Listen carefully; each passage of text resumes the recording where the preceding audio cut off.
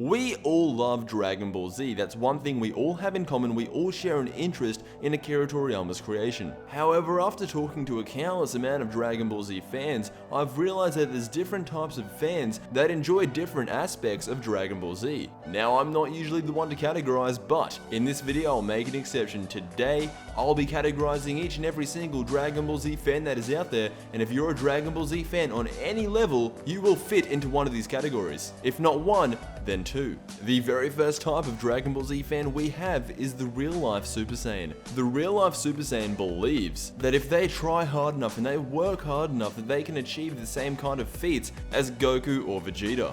Now let's be honest, everybody has tried to turn Super Saiyan, shoot a Kamehameha, do something of that nature at least once in their life. And if I'm being completely honest, I would probably categorize myself within this category. Now moving along to the second type of Dragon Ball Z fan, we have the theorist. This type of Dragon Ball Z fan constantly tries to make up theories to try and compensate for the amount of inconsistencies that are in Dragon Ball Z. Just a quick example would be when people ask why Krillin didn't kill Frieza with his Destructo Disc, the simple answer is, if he did that, Goku wouldn't have turned into a Super Saiyan, and therefore would have ruined the entire series. Now again, I am completely guilty of this one. I have done this a numerous amount of times, but if you're a hardcore Dragon Ball Z fan, you've had to have done this at least once.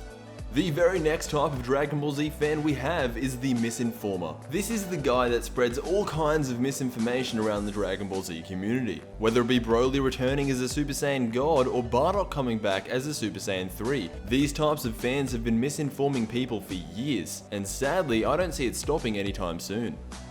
Now the next type of Dragon Ball Z fan is similar to the last one, but instead of misinforming, this type of fan is over-informing. Now this isn't necessarily a bad thing, but this is the type of fan that knows literally everything. This type of fan knows arguably more than Toriyama himself. In fact, this fan is so knowledgeable that he knows the exact birth date of the voice actors for the English dub, the Malaysian dub. If you want to know any miscellaneous fact about Dragon Ball, you need to speak to the over-informer.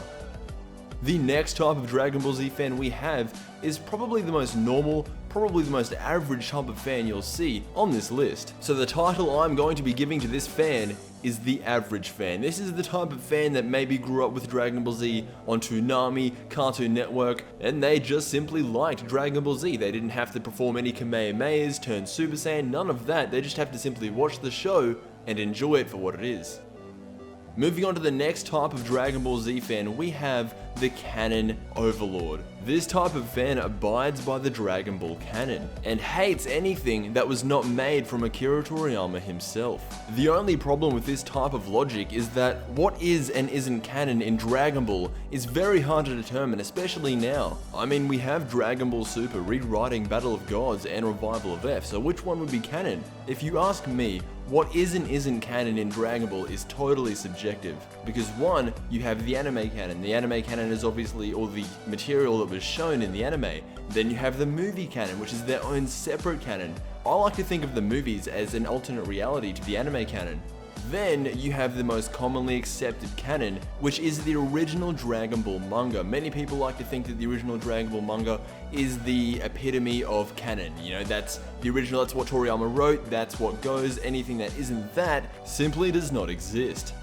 Now the final Dragon Ball Z fan that I have to bring up are the fans who get inspired day in and day out by characters like Goku, Vegeta, Trunks. Characters in Dragon Ball Z that push themselves to the edge of their limits and beyond have changed the lives of people all around the world. So a massive shout out to all the Dragon Ball Z fans who can relate to this and follow in the footsteps of Goku to become the best. So that's been the different types of Dragon Ball Z fans. Let me know if you fit into any of these categories, and as always, I will see you in the next Dragon Ball Z video.